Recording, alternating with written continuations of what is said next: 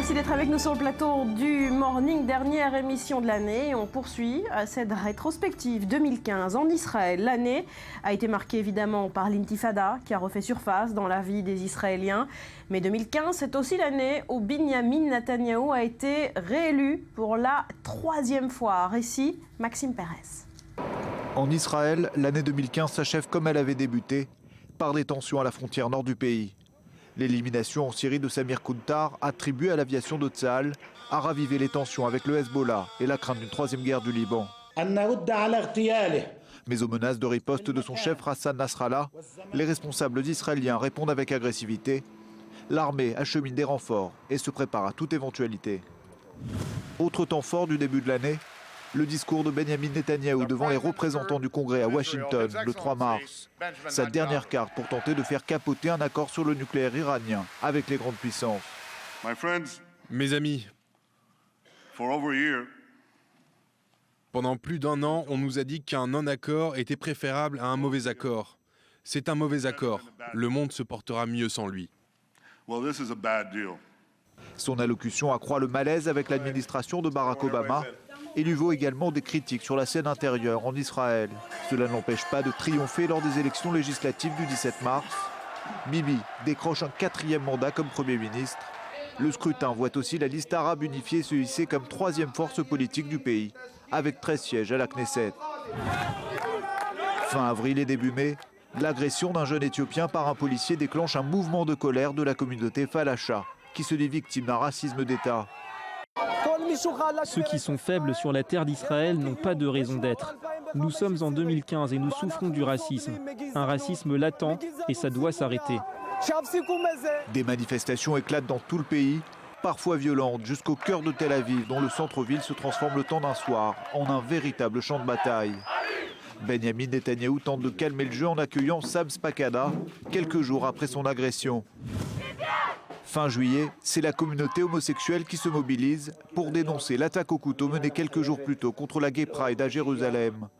Une jeune femme est tuée et plusieurs autres personnes blessées par un religieux fanatique connu des services de police.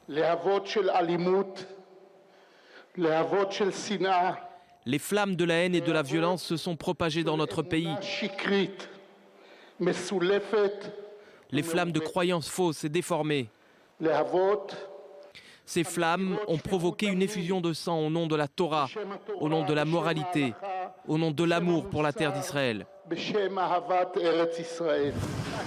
Le 31 juillet, l'actualité est aussi marquée par un autre crime de haine, l'incendie d'une maison palestinienne dans le village de Douma en Cisjordanie.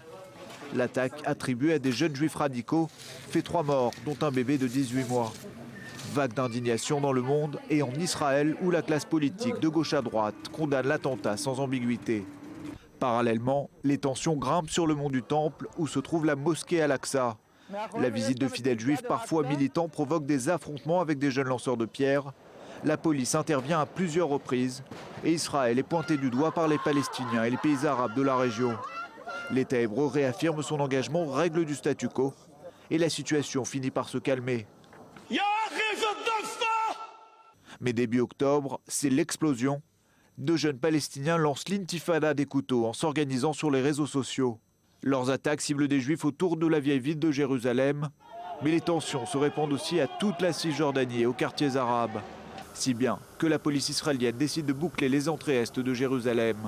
Les attaques à l'arme blanche et à la voiture bélier se multiplient. Parfois aussi des attentats à l'arme automatique.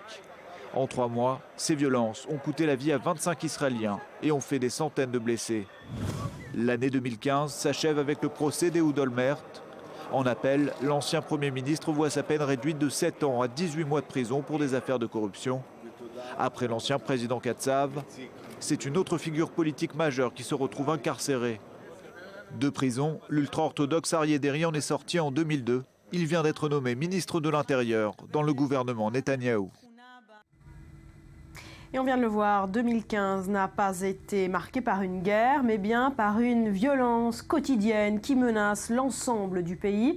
Aux frontières, la situation reste tendue également. Mathias, le front nord d'abord.